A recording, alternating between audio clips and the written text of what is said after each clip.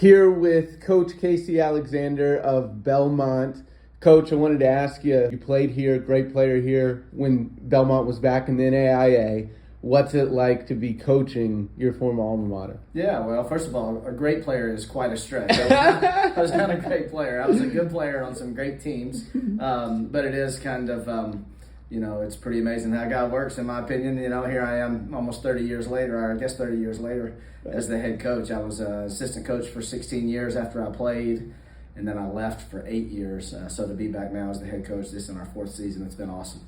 To take it even further back, you get your first head coaching job at Stetson. What was that like? 16 years as an assistant, if I've got that right. What was that like, getting your first head coaching job at Division I ranks? Well, it was exciting, but it was also a challenge. Belmont is all that I knew. I mean, I had played for Coach Bird, and that's the only person I'd ever worked for. So I had very little experience outside of my Belmont experience, which thankfully was good, and our teams were good. So at least I had that in my back pocket. But, you go to a new state, you move your family, and you take on a new challenge. And, largely I assumed it would be the same, just different, but it was really just different. There were a lot of challenges that we encountered those first couple of years. I grew up a lot as a coach, as a person, as a man, and so even though it had some challenges, I mean, it was probably the most influential 2 years of my life that I wouldn't trade for anything. Mm-hmm. What was it like, that transition? You stay in the same conference, but then come back to your original college city, being the head coach at Lipscomb? Yeah, well, and Belmont was in the same league when I went to Stetson. So I was Belmont, then Stetson, then Lipscomb, all 3 of those teams in the A-Sun, which is pretty unusual.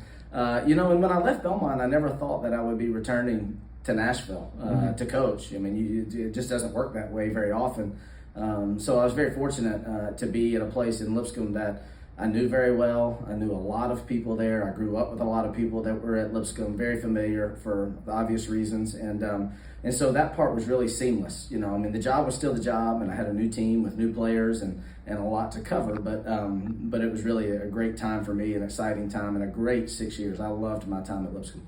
Take me through the emotions of winning a conference tournament championship. You punched your first ever bid to the NCAA tournament in 2018. What was that like? Yeah, well, it was a first for Lipscomb at the time, and it was done in an impressive fashion. We go to Florida Gulf Coast, who was phenomenal that year, and we were almost 30 points at halftime. So we surprised a lot of people. We had to hang on by the skin of our teeth to survive the game, but it was awesome to see those kids get that experience. I mean, that's ultimately in college basketball. That is the pinnacle, and what everybody wants to do is play in the NCAA tournament. And so it was a really rewarding experience for those guys, a great opportunity for Lipscomb, and kind of a memory you'll certainly never forget. Conversely, take me through the lows of losing in that conference tournament final to Liberty in 2019, but then somehow getting your guys to rally, win 4 straight, and get to the finals for a chance to play to win an NIT championship in Madison Square Garden. Yeah, really the lowest of lows and the highest of highs. I mean, we that 2019 team was better than the 2018 that went to that went to the NCAA tournament. So to lose in that championship game, I don't know if it was overtime or not, but I know it was down to the wire, and to a really good Liberty team. We were all pretty devastated, that we didn't get over the hump and go back to back. And so the next best option was the NIT, and truthfully, nobody's ever excited about playing in the NIT because it means you're not in the NCAA tournament. But we win our first game at Davidson, who's a proud program, and then we kind of go on from there. Beat NC State at NC State for the chance to go to New York City, and then we win our first game in New York City against Wichita State and lose to Texas in the finals. And so to think about thousands upon thousands of Lipscomb people at the time in New York City celebrating their team, on national TV, which at that time, you had the final 4 teams that were left and those final 2 in the NIT. So we were playing pretty late into the season, which was awesome. Yeah.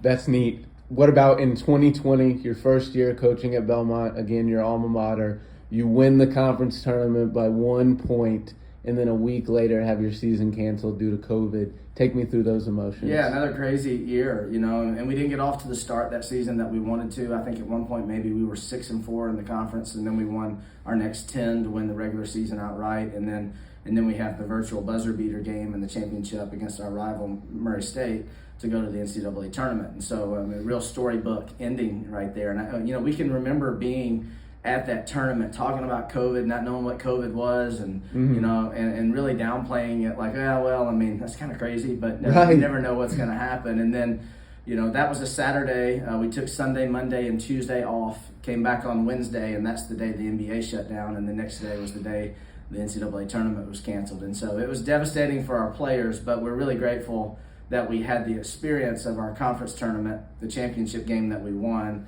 and we knew we had earned our way into the NCAA tournament. A lot of leagues and conferences out there didn't get that opportunity, so absolutely, we're glad that we did.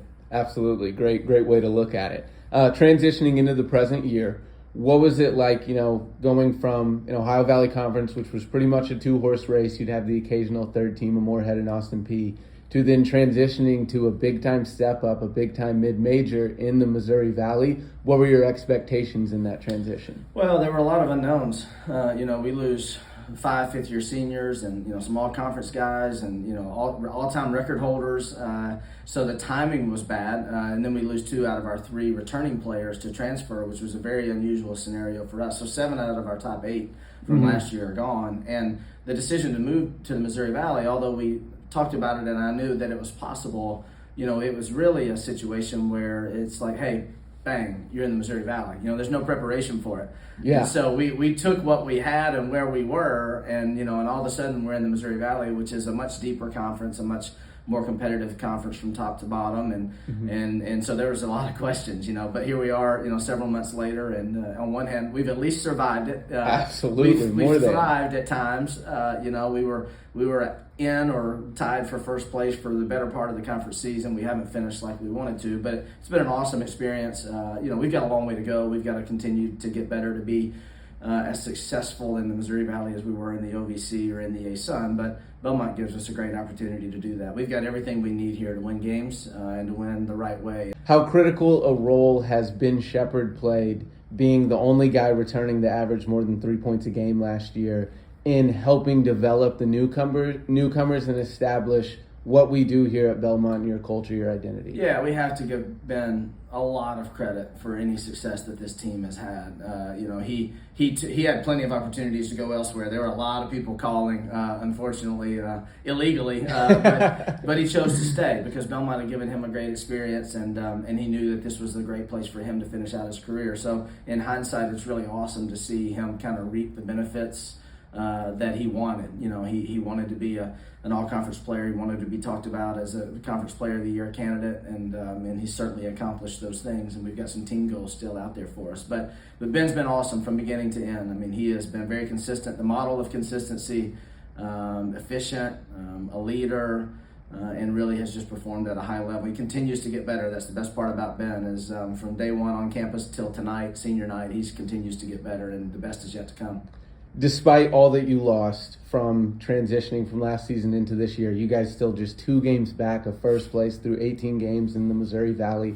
What type of confidence does having swept a team like a Bradley, who's tied first in the standings, give your team going into Arch Madness next week? Yeah, I think that's I told you we had a lot of questions, unanswered questions, but a lot of those have now been answered. We would much prefer to be regular season champions and going in as the number 1 seed, but I do think that our team knows it can beat anybody in the tournament, and we'll have to play well. It's an unbelievable 3 or 4 days, and you can't go in there and just win by accident, but at least we know we can play with the best teams in this league, and that gives yourself a chance, which is really all you need.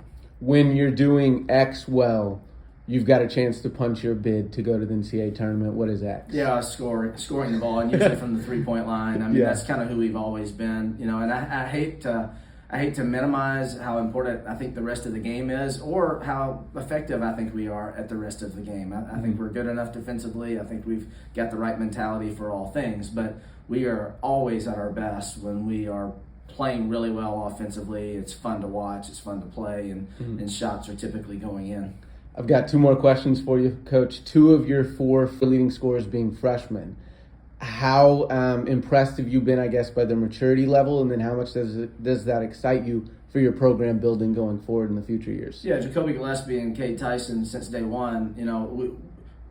You always have high expectations for your freshmen when they come in. You don't sign them unless you think they're going to be really good, but it doesn't work out that way for everybody, and certainly not at an immediate level. But both of those guys, Jacoby kind of had some things thrust upon him because our starting point guard, Keyshawn Davidson, was out the first 6 games, so he was accelerated into the mix probably more than he would have been. But he took the bull by the horns, and he's been great, from start to finish, and has never really looked like a freshman out there. And then Cade Tyson, who is the guy came in the first week in the summer as a true freshman, and you could tell how serious he was about the game, how important it is, how competitive he is, just how much it matters. And I've said several times, he has earned his success, and that's something to be said for anybody. That's awesome. That's awesome. Last question, Coach. As someone that's been a head coach in 3 different leagues, how do you like the conference tournament setup? The ASUN does the home court advantage for the higher seeds. OVC, you've got a double bye situation. Missouri Valley, pretty much standard how the standings are. Yeah, it's I think it's all relevant to where you are. I think everybody would prefer a neutral site tournament with a lot of fanfare and excitement. It's the truest way probably to make it fair if that's what you're looking for. But but all conferences can't really pull that off. The ASUN is so widespread. A neutral site tournament in that league makes it really tough to have the environment that the kids deserve, especially in a championship level game. And so I think the way that they do it is very appropriate. I think the Missouri Valley, its tournament's been 30-something years running in St. Louis and gets great fan participation, and schools across this league or pour into St. Louis for that tournament. So it'll be the experience that our guys need. Ultimately, you want the players to have a great experience, and so whatever gives them the best chance is the way you go. Absolutely. Thank you so much, Coach Alexander, for your time. Wishing you and the Bruins best of luck the rest of the way. You bet.